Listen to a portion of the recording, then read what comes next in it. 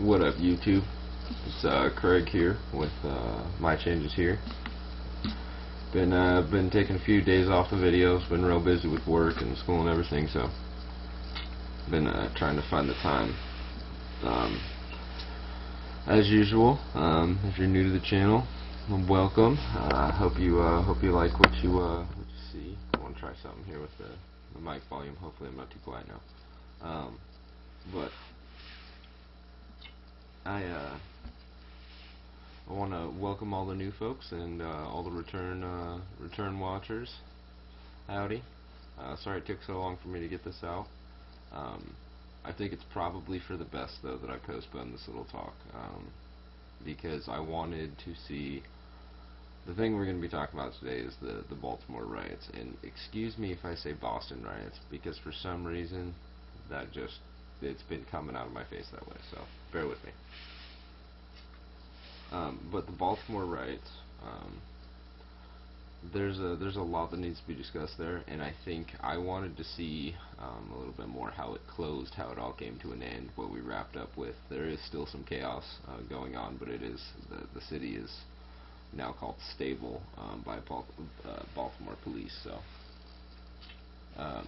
but kind of where I want to start here before we get into what's going on and taking place. It's just a backstory on the whole situation. It's been going on since Monday. The riot portion of this. Daniel Gray was an African American man that was arrested by police, and while in police custody had experienced a spinal injury that came up to be lethal. So, to be assumed that there was some police brutality involved, and because of it, yet again, somebody else lost their life. So there was quite a few days of peaceful protest after Daniel Gray's funeral, and then as the peaceful protesting actually was starting to not die out, but come to a close, I think they were starting to think that they had gotten their point across. Violent protest broke out, and it went from protest to now riots. I've been reading all sorts of stories. People are saying it's certain gangs. People are saying it was a purge set up on social media by young people. Whatever it is, none of us can really pinpoint the origin of it at this early in the stage. I'm hoping eventually they'll be able to really put a finger on it, and there won't be all these theories. But moral of the story, I think, yes, we can all say that that's not how we should be protesting. That's wrong. I don't think that innocent people should be getting hurt. I don't think we should generalize every police officer into a negative connotation, and we should be going out and trying to injure them. I mean, there's police officers every day that save lives and really do make a difference. I don't think that the instances we see on the internet and that we're exposed to, we never see the good things that they do. We see a lot of the negatives because it's human instinct. We want to look at what those great people in uniform that are supposed to be upstanding citizens. Look how weak that they have exposed themselves to be. So, we shouldn't be generalizing in random acts of violence like this. But what I do want to say, I don't want it to sound like I'm defending the riots, but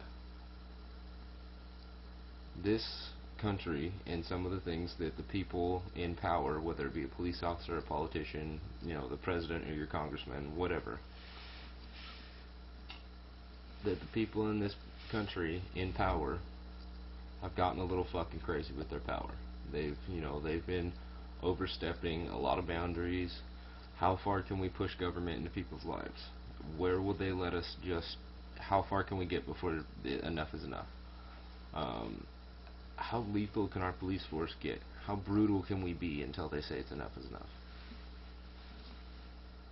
And it's funny because most of the time, this isn't the first incident of a black man being beaten to death in the possession of or in the custody of police, being shot in the back.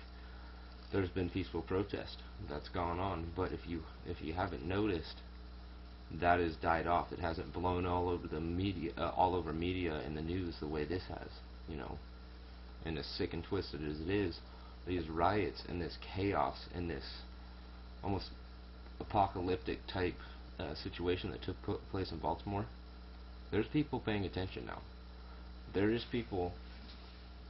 I mean, the president is going out and, you know, addressing what's going on. It's made a ripple effect that is going hopefully pretty deep, and hopefully deep enough to wake up some of the leaders in this country and make them realize, you know, why are our people turning on us like this and acting this way? What can we do to better ourselves as a government to improve this, and maybe stop thinking with such greedy fucking hands before our citizens become the militia that overthrows us. America's young, man. It's happened. It happened. Just that we're all bloodline descendants of rebels, and we're a young country, and there's a lot of room for mistakes to be made and for us to fall. You know, a lot of these great superpowers that we involve with this idea of America being, you know, the superpower of the world. All of these other countries like Russia and China, I mean, these have been established countries. They've gone through the shit. They've collapsed. They've come back. You know, we haven't. I mean, we had the Great Depression and a couple other things, but this country's still young and has potential to fall off. And I think that it's going to take, as sad as it is, it's probably going to end up taking some more eye-opening moments for the people in power, like, holy shit, our people are completely rebelling against us, and it's becoming a war zone in our city. I think it's probably going to end up taking more of this for the people in power to open up and, you know, start actually taking a look at it. I'm not promoting what happened. I think anytime the innocent people are injured, that's terrible, but, you know, it definitely drew some attention. I hope it wakes up some of the people in power. Another thing I want everybody to kind of consider, on a little bit of a positive mindset here, we freaked out because in one city, in a country full of big cities, one city went into crisis for 4 or 5 days, and there was people in the streets throwing cans, throwing rocks, getting crazy, getting wild, and, you know, trying to harm each other.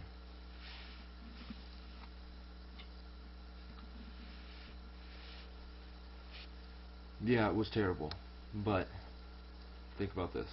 There is other countries that live that every day, and it's not just in one neighborhood.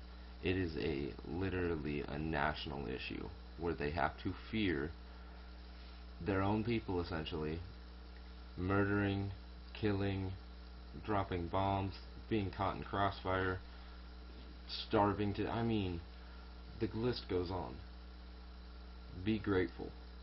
Let this be a wake-up call to some people as to how many great things we have in our lives and what we take advantage of, because we are truly blessed. And yes, the Baltimore riots, that's terrible, and I hope that we never have to deal with anything like that again. But we are blessed still. So that's kind of what I wanted to chime in on. I'm glad to hear that things are starting to die down and that they are starting to get everything squared away and calm down. That is good to hear. There on Monday, it looked like it was getting pretty wild and pretty scary out there. Little update on the Nepal earthquake. I think the death toll is up to about 5,000 people now. So, you know, thoughts and prayers going that way. That's a terrible thing for any other human beings to go through. And I think that's definitely tragic, and I hope that they're able to make some sort of recovery from it. So yeah, that's about all I got for you tonight. As usual, follow me on Twitter, find me on Facebook. You know, get a hold of me, and we can exchange some information. I think these Boston riots, I think this is a really trivial time for our country. I can say over the past 5 years it's been a trivial time for our country, and I think it's going to continue for the next 10, 15 years.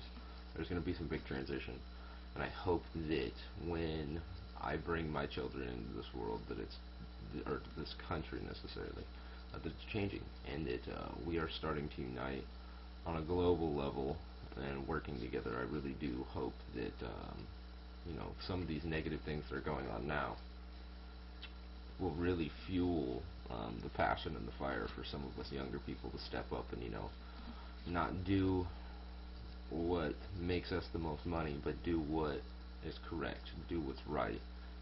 Let's try and turn what we have around. We got a new generation of people coming up, a lot of technological advances and stuff. I think that over the next few years that's all gonna turn and start benefiting us quite well. I hope that we can once again appreciate everything that this country has to offer, and we won't have to go through things like violent riots in the street. I think that that's behind us, and that's a little bit caveman of us at this point. And I think we'll come around. But like I said, it's a big, trivial, changing time for us right now. So we will see in the next years to come. But as always, have a great day tomorrow.